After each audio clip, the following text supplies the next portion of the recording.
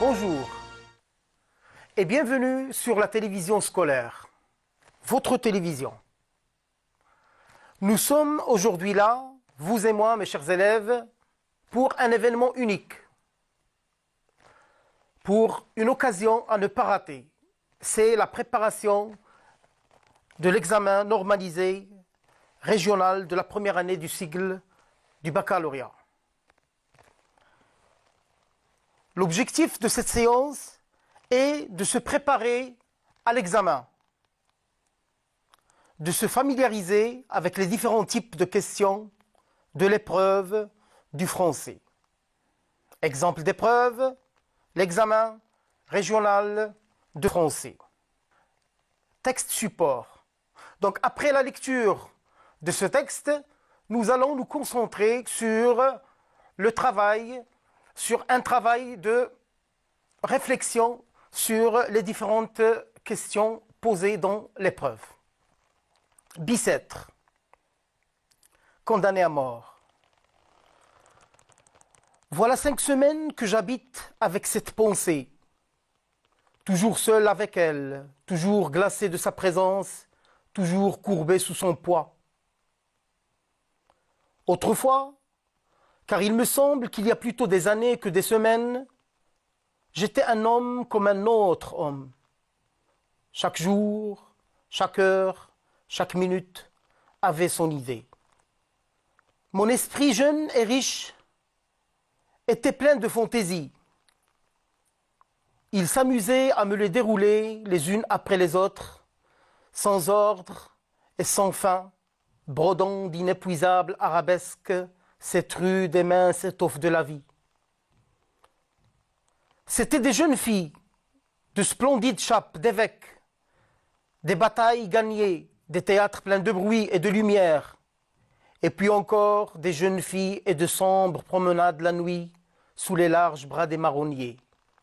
C'était toujours fait dans mon imagination. Je pouvais penser à ce que je voulais. J'étais libre. Maintenant, je suis captif. Mon corps est offert dans un cachot. Mon esprit est en prison dans une idée. Une horrible, une sanglante, une implacable idée.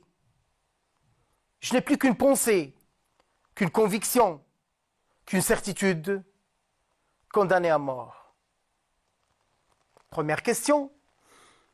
Je recopie et je complète le tableau suivant.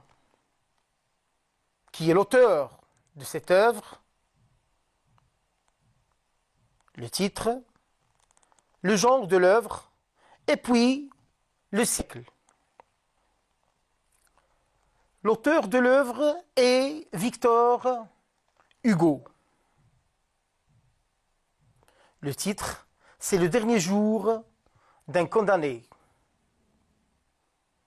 Le genre, c'est un roman à thèse, c'est-à-dire c'est un roman dans lequel Victor Hugo lutte pour l'abolition de la peine capitale.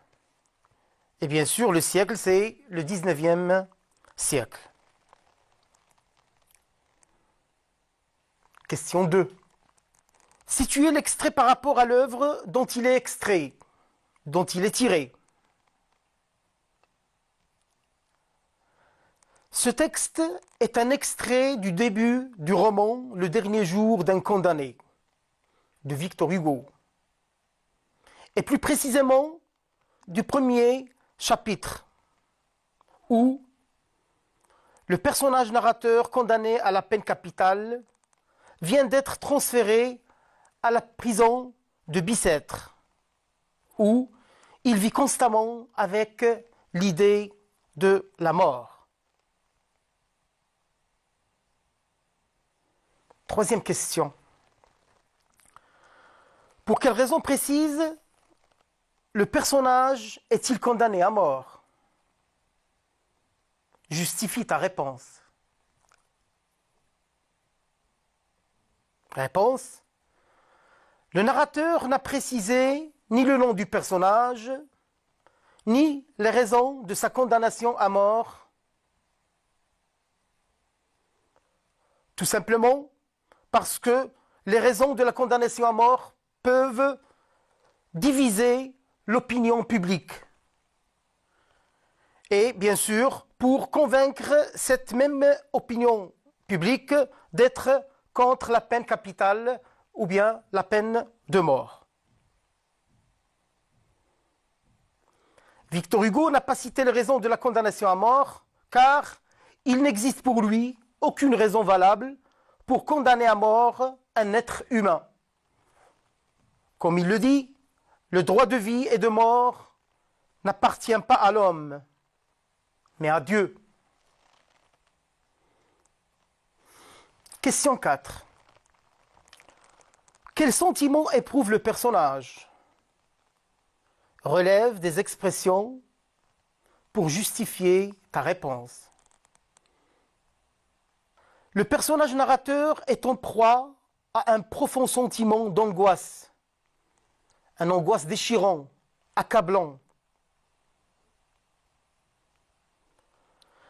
Alors, les expressions qui montrent que le personnage est en proie à un sentiment d'angoisse, c'est, et je cite du texte, « J'habite avec cette pensée,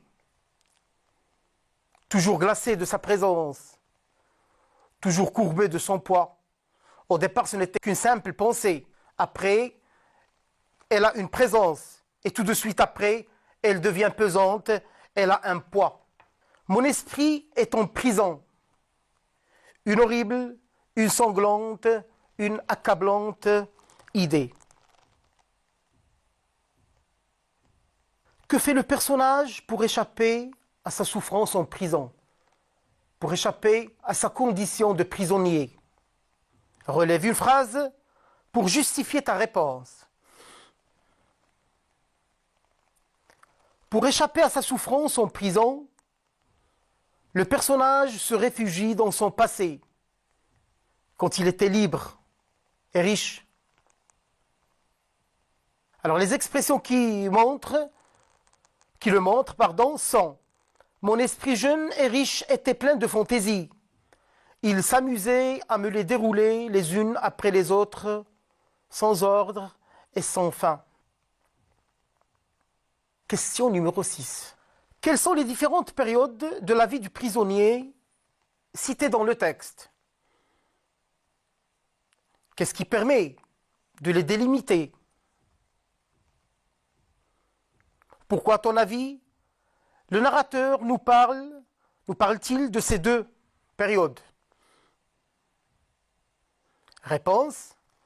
Les différentes périodes de la vie du prisonnier citées dans le texte sont son présent en prison à Bicêtre, où il attend l'exécution, où il attend son exécution, et bien sûr, son passé quand il était riche et libre.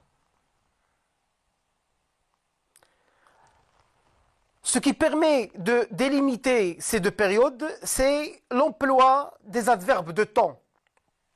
Autrefois, qui renvoie à son passé heureux, et maintenant, qui renvoie à son présent malheureux à Bicêtre, en prison.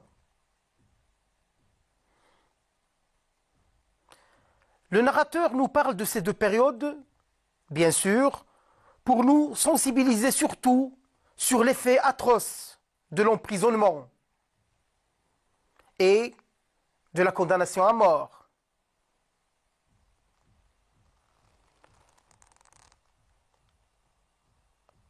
Ce qui contraste bien sûr avec le passé glorieux et plein de joie et de bonheur du même personnage.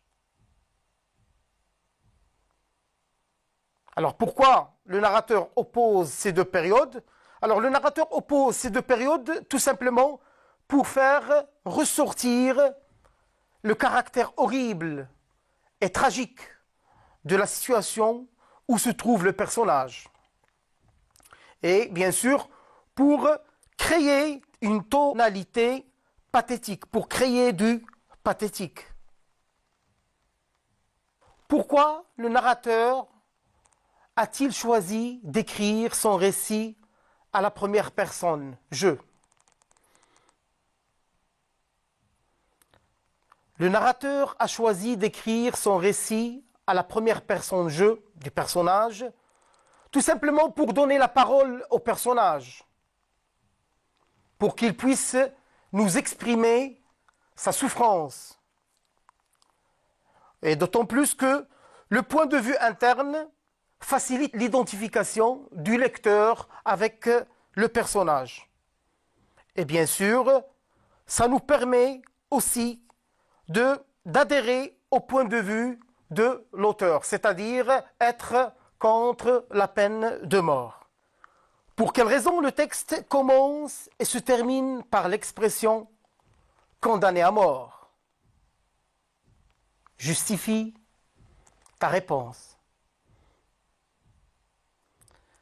Le narrateur a choisi de commencer et de terminer son récit par l'expression « condamné à mort » pour montrer que le personnage est obsédé par cette idée infernale, atroce, qui est l'idée de la condamnation à mort. L'obsession dans le texte transparaît à plusieurs niveaux. Dans un premier temps, nous allons voir l'obsession dans le discours du personnage. Dans un deuxième temps, l'obsession dans la mise en forme de l'énoncé. Et bien sûr, en troisième lieu, nous allons voir l'obsession par les figures de style. L'obsession dans le discours du personnage apparaît dans le caractère obsédant de la pensée d'être condamné à mort, et bien sûr qui est marqué par les expressions suivantes. Cette pensée, après elle devient elle a une présence, et puis elle a un poids.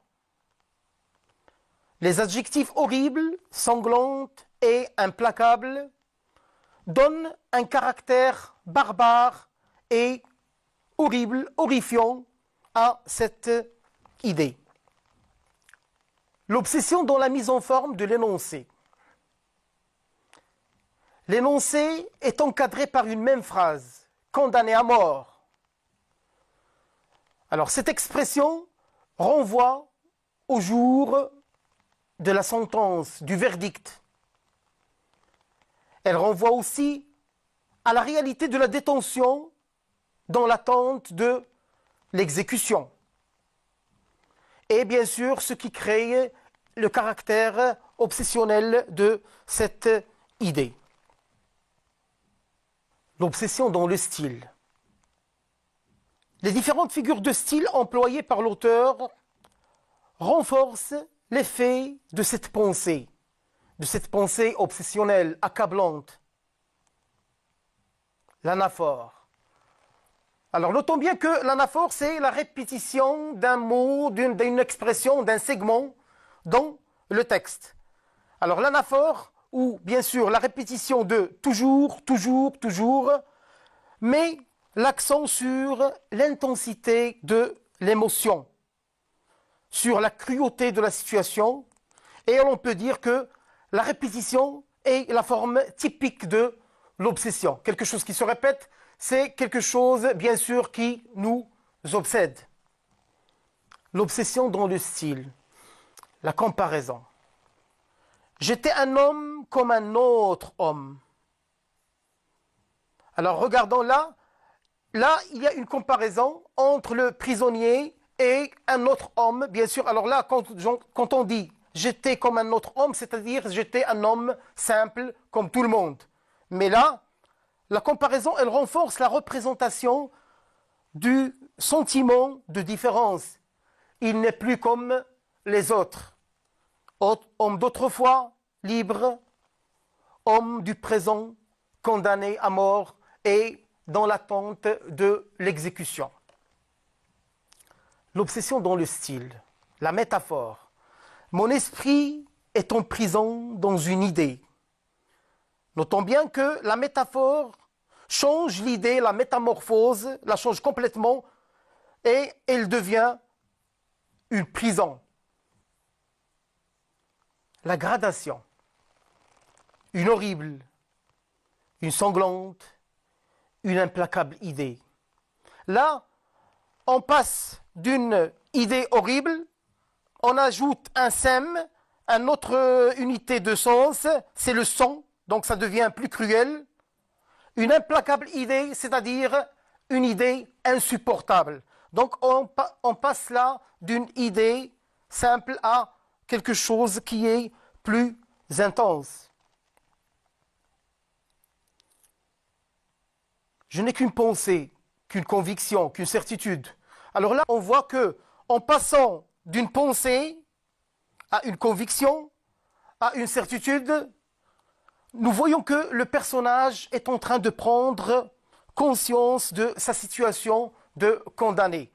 Une pensée, une conviction et à un certain moment, ça devient une certitude. Ça y est, il est sûr d'être condamné et d'être exécuté. Donc, en passant de l'anaphore, la répétition, la comparaison, puis à une métamorphose totale, puis à une gradation, nous sommes là dans un crescendo qui montre l'intensification de ce sentiment dont ressent, ou bien que ressent, pardon, le personnage narrateur. Et l'on peut dire que l'intonation exclamative, et là nous remarquons dans le texte la multiplication de l'exclamation qui est utilisée à plusieurs reprises et qui met en exergue, met en évidence le bouleversement, bien sûr, du personnage par cette idée atroce, horrible et accablante, qui est la condamnation à mort. Je n'ai plus qu'une pensée, qu'une conviction, qu'une certitude, condamnée à mort. De quelle figure de style s'agit-il? Quelles en sont les composantes? Quel est l'effet recherché par l'auteur? La figure de style contenue dans cet énoncé est la gradation. Les composantes sont une pensée, une conviction, une certitude. Bien sûr, l'effet recherché par l'auteur est l'expression, du caractère intense, obsessionnel de cette idée. Quelle est la tonalité qui prédomine dans ce texte? Justifie ta réponse. La tonalité qui prédomine dans le texte est la tonalité pathétique. Alors là, bien sûr, c'est la cause, c'est le tragique où vit le personnage. Alors le pathétique naît de l'opposition entre le passé glorieux et le présent de la condamnation. Il naît aussi du champ lexical de la souffrance et de l'idée de la mort. Les figures de style, bien sûr, eux aussi participent à créer cette idée, cette tonalité pathétique. Et bien sûr, les exclamations qui marquent le bouleversement du personnage. Voilà, cette séance touche à sa fin. Au revoir.